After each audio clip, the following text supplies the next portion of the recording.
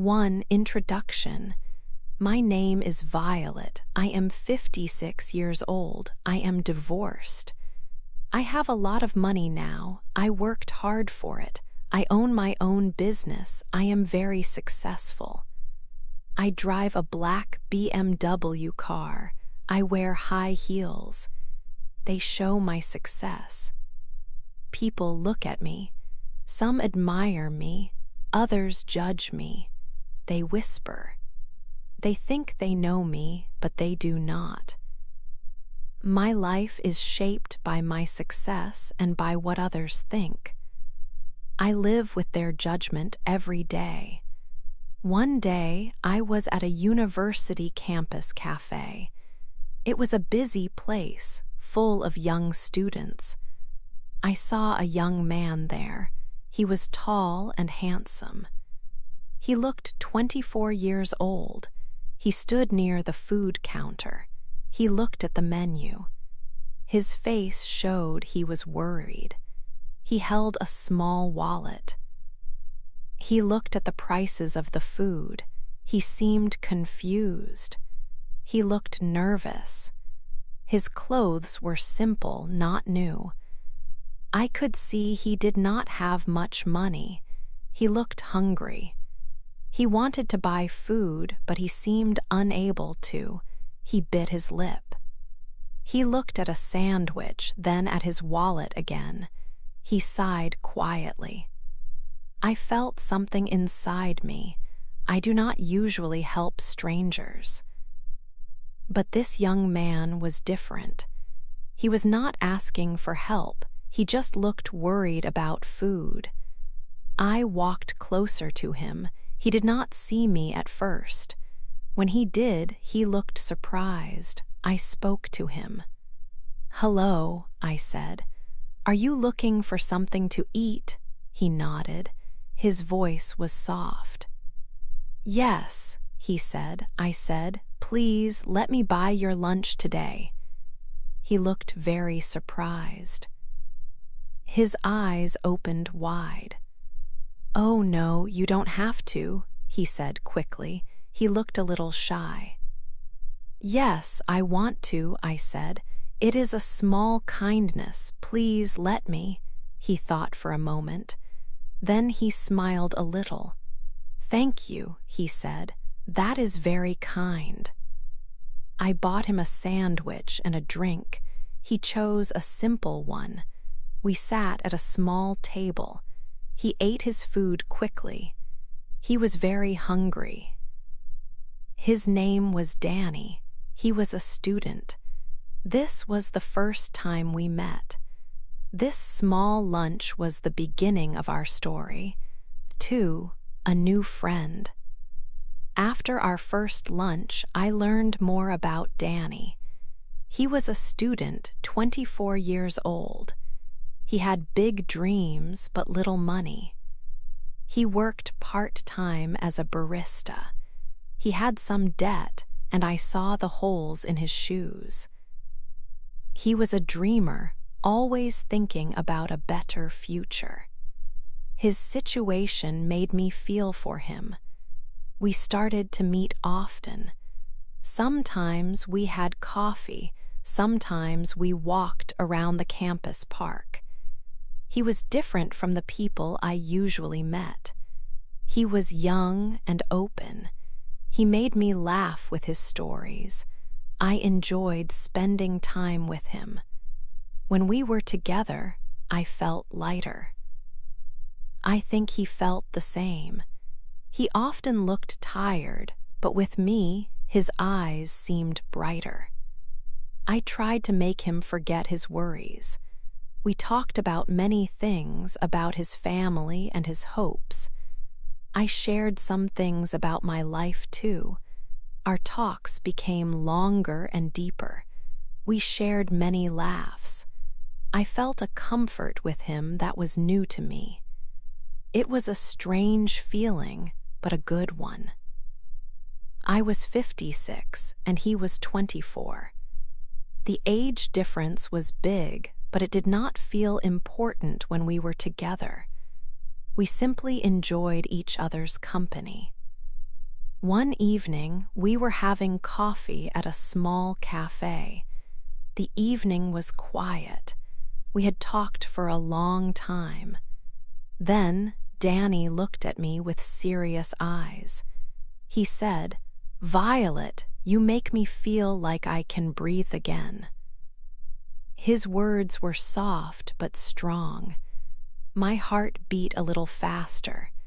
It was a moment I did not expect. I looked at him and I saw something true in his eyes. Then he moved closer. He looked at my lips.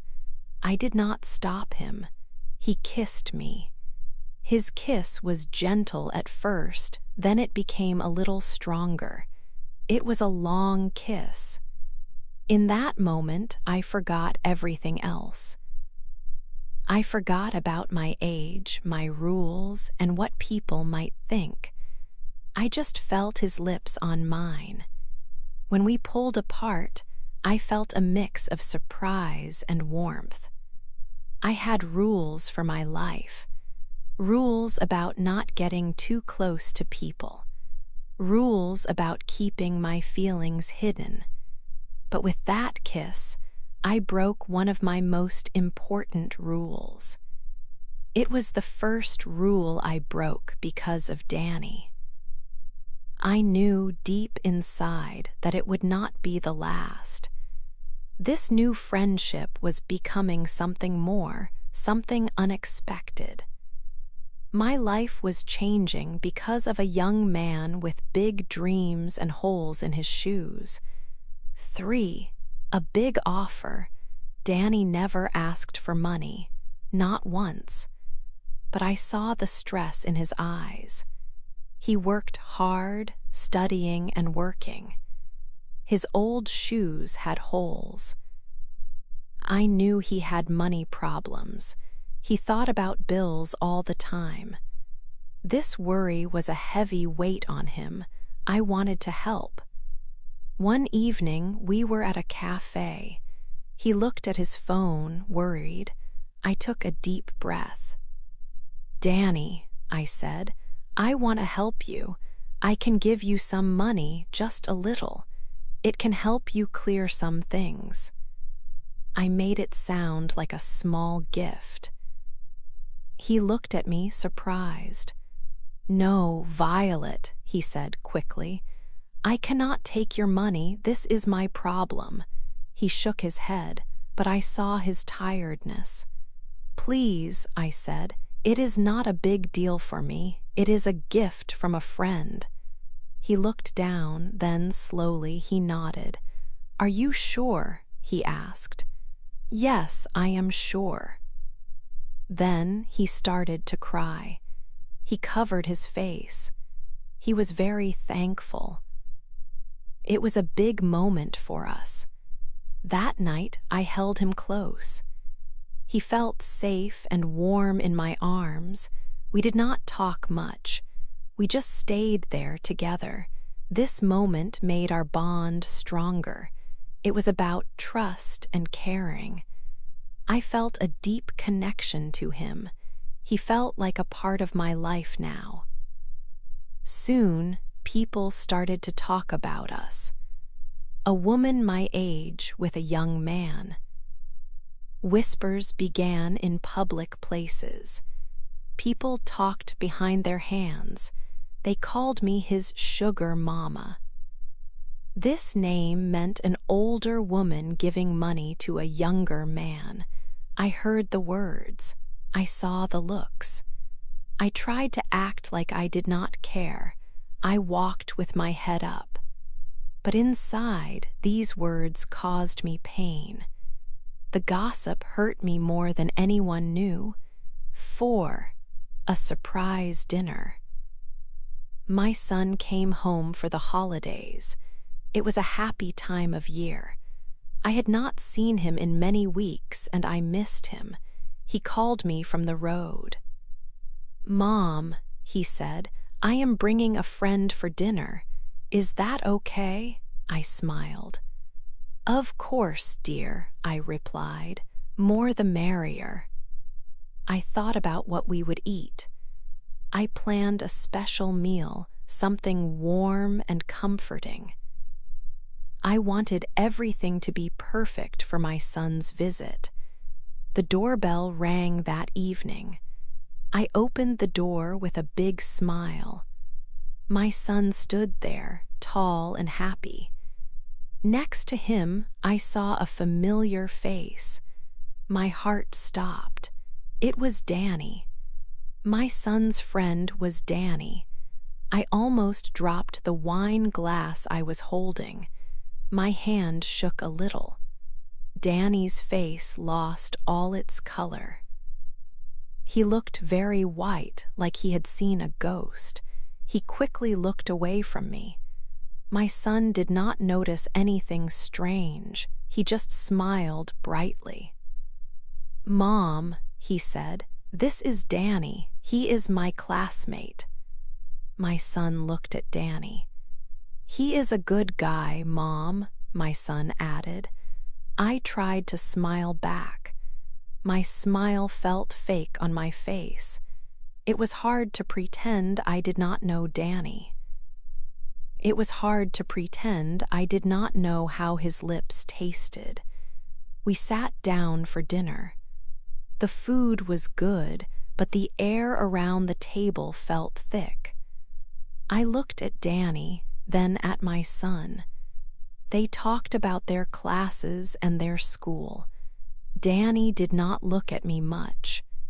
When he did, his eyes held a secret. My son was happy, talking and laughing. He did not know the secret that sat between his mother and his friend. I ate my food, but I did not taste it. My mind was full of thoughts. How could this happen? What would I do? After dinner, my son went to his room. He said he needed to study. Danny stayed in the living room with me. The silence was loud. I knew I had to speak. "Danny," I started, my voice quiet. "This cannot continue." I looked at him. "It has to end." My words felt heavy. My heart felt heavy too. I knew this was the right thing to say. It was too risky. It was too complicated now. Danny did not answer with words. He walked closer to me. He took my face in his hands. Then he kissed me. He kissed me harder than he had ever kissed me before. It was a kiss full of feelings, full of a strong will. I felt his passion. I felt his need. In that moment, I could not say no. My body did not listen to my mind. My heart did not listen to my thoughts. I wanted to end it. I truly did. But his kiss made it impossible. I could not let him go, not yet. 5, a quiet wedding. Danny asked me to marry him. It was a big surprise. I laughed at first. "Are you joking?" I asked him. He was not joking. His face was serious. He looked at me with kind eyes. "I love you, Violet," he said. "It's not about your money, it is about you." I listened to his words, but I did not truly believe him. My mind was full of questions. Did he really love me? Or was this about the help I had given him? People already talked about us. They called me names. Would marriage make it worse? Still, I wanted to believe him. I wanted to feel loved by him, so I said yes. My friends and family thought I was crazy. A woman of 56 years marrying a man of 24, it was unusual. Even I was not sure if I was doing the right thing. But I felt a deep connection to Danny. He made me happy. He made me feel young. I wanted to take a chance on our love. We decided to marry quickly. We did not want a big party. We chose Italy for our wedding. It was a beautiful country. The wedding was quiet and fast. It was just us and a few close people. We stood in a lovely place. The sun was shining. Danny held my hand. He looked into my eyes. He promised to love me forever. He kissed my hand. I felt a moment of true happiness. It was a beautiful day. After the wedding, we started our life together. For a time, everything felt good. But then, small things started to happen. Things that made me feel worried. Danny often had his phone with him. He would take phone calls, but he would go into another room to talk. When I asked him who it was, he would say it was just a friend or nothing important. He would end the call quickly. Sometimes I saw him looking at his phone. He would type something, then quickly delete it. He would clear his message history. My heart felt a little cold each time this happened.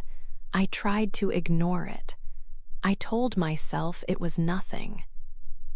Maybe he was just busy with school or friends, but the feeling of doubt grew stronger inside me.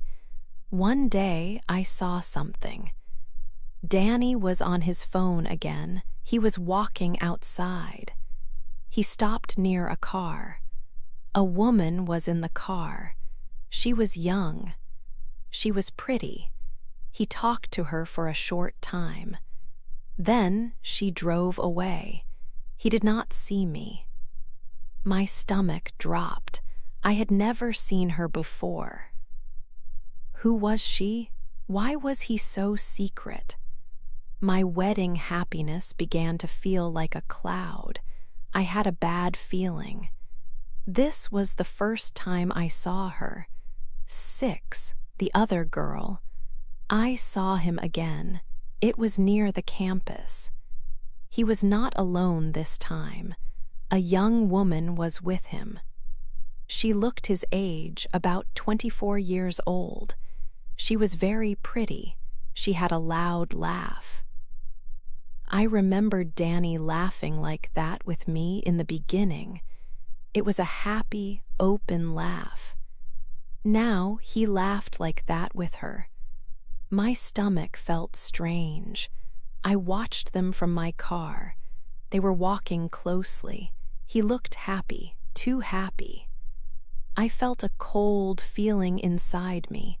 I did not like this. I did not like what I saw. I wanted to understand. Later, I asked Danny about her. "Who was that girl?" I asked him softly. He looked at me. His eyes moved away quickly. "Oh, her. She's just a friend, Violet," he said. "Just a friend from college." He tried to smile, but his smile did not reach his eyes. I did not believe him. My mind told me he was not telling the truth. My heart also knew. I decided to follow them the next day. I drove my car slowly. I stayed far behind them so they would not see me. They walked together. They went to a small park. They sat on a bench under a big tree. I parked my car where I could still see them. My hands were tight on the steering wheel. She put her hand on his arm. She leaned closer to him. Then she touched his face. Her fingers were soft on his cheek. He did not pull away. He looked at her with a soft expression. My heart broke. It felt like a window breaking into many small pieces. A sharp pain went through me. I closed my eyes for a moment. This was not just a friend. This was more. I drove home slowly. The world felt quiet around me. My mind was full of what I had seen. The image of her hand on his face stayed in my thoughts. I felt alone. So very alone. My happiness from our wedding felt far away. Danny came home late that night. The house was dark when he opened the door. I was in the living room. I sat in a chair. The lights were off. He saw me. He stopped. He did not say anything. I did not say anything either. We just looked at each other in the dark. The silence was heavy. It was full of unspoken questions, full of secrets. I knew what I had seen. He knew what he had done. But no words were spoken, not one word. The air between us was thick with sadness. I felt a cold wall growing between us. I went to bed, but I could not sleep. The image of the other girl, her hand on his face, kept playing in my mind. 7. The sad truth. The next morning, a heavy silence filled our home. I knew I needed answers. I found Danny in the living room. His face was pale. I looked at him and asked him to tell me the truth. I needed to know everything. He sat down slowly. His hands shook as he began to speak. He told me the woman I saw was his ex-girlfriend, Sarah. He said she was in trouble and needed money. She had threatened him. She said she would tell everyone he married me only for my money. She would say our love was not real, only a financial deal. My heart felt a cold pain. I did not know what to believe. Danny looked at me. He said Sarah had old pictures of them. She also had old messages from his phone. She was using these things to blackmail him. She wanted a lot of money. If he did not pay, she would show everything to his university and to the newspapers. She would ruin his good name and our marriage. Danny looked very sad. His eyes were red. He took out his phone and gave it to me. He also told me all his passwords. "Please, Violet," he said, "take everything, look at everything, but please do not leave me." He wanted me to believe him. He wanted me to see he was honest. He wanted me to know he loved me, not my money. I held the phone. I saw the pain and fear in his eyes. I could see he was telling the truth. I put the phone down. I pulled him close. That night, I cried on his chest. It felt like I had not cried like that in years. All the worry and sadness came out. We stayed there for a long time, holding each other. After a while, I felt stronger. I knew I had to do something. This situation could not continue. I decided I would find a way to solve this problem. I had to protect our life together. I had to protect Danny. I made a call. I knew what to do next. 8. A new life. After a long night, I made a decision. I contacted Danny's ex-girlfriend. I offered her money. I wanted her to leave us alone. It was not because I was weak. It was because I was tired of fighting. I wanted peace for Danny and me. We had been through a lot. This payment was a way to end the problems. She took the money and left. Our lives became quieter after that. Danny worked hard. He finished his studies. After graduation, he looked for a job. He did not ask for my help. He wanted to do it himself. He wanted to prove something. He wanted to show me and himself that he was strong and could stand on his own feet. He found a good job. He was very proud, and I was proud of him too. This showed me his true heart. We decided to move. We wanted a fresh start, far from the city and all the gossip. We found a small house by the beach. It was a quiet place. The air was fresh, and the sound of the ocean was calming. We packed our things and left our old life behind. It felt like a new beginning for both of us. In our new home, life was simple.